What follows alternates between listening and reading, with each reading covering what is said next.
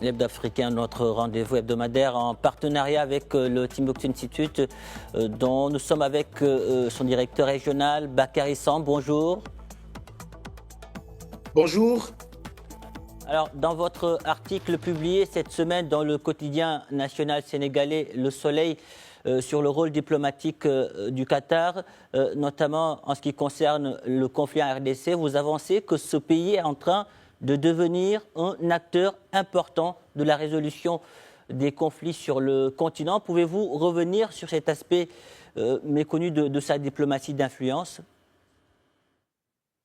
Oui, c'est que beaucoup se sont concentrés sur l'événementiel, mais c'est que ce qui s'est passé à Doha il y a quelques jours, c'est l'aboutissement d'efforts diplomatiques soutenus menés depuis 2024, alors que le Qatar s'était déjà engagé dans la médiation dans ce conflit qui pourrait entraîner toute la région dans une escalade aux conséquences incommensurables. Et en fait, si l'on se situe dans une perspective d'analyse des relations internationales, c'est que l'État du Qatar est dans l'incarnation géopolitique du basculement paradigmatique de la logique de puissance vers celle d'influence. En fait, ce pays s'est imposé non seulement comme faiseur des opinions de la rue arabe avec Al Jazeera, mais véritablement un véritable acteur diplomatique dans la médiation et la résolution des conflits à travers le monde et aujourd'hui de plus en plus en Afrique. Alors, l'accord de cessez-le-feu entre le Rwanda et la RDC, récemment conclu à Doha, n'était donc pas un simple coup d'éclat diplomatique ou bien il s'inscrit, comme vous le dites, dans une stratégie cohérente de la part du Qatar ?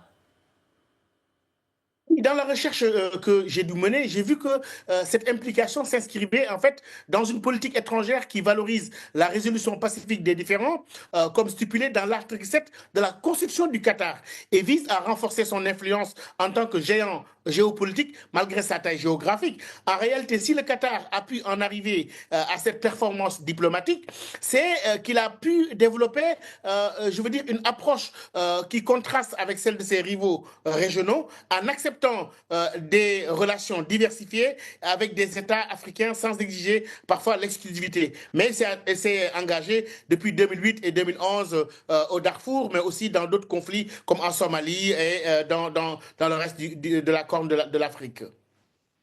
Bakary Samb, vous dites aussi que l'expérience de ce pays pourrait être utile dans les prochaines années au Sahel pour ce que vous appelez les stratégies de sortie du terrorisme. Pourquoi, selon vous, et quelle valeur ajouter éventuellement ? Absolument. Je pense que son implication, c'est cela que le Qatar en fait s'implique en tant que maillon essentiel de la stabilité régionale au Moyen-Orient, usant de son soft power, renforçant son image par la construction d'une image positive en tant que pays avec une posture inclusive. Aujourd'hui, dans le contexte actuel du Sahel, où il faudra tôt ou tard trouver des stratégies de sortie du terrorisme avec d'inévitables négociations et une réintégration des anciens combattants pour une paix durable dans le Sahel, je crois que l'expérience du Qatar et surtout sa pleine implication déjà démontrée dans le très complexe dossier afghan et sur d'autres terrains pourrait être déterminant pour les pays de la région dans les années à venir. Bakary Samb, merci pour toutes ces précisions. Merci d'avoir répondu à nos questions. Merci de votre aimable invitation. Voilà, c'était tout pour Hebdo Africain.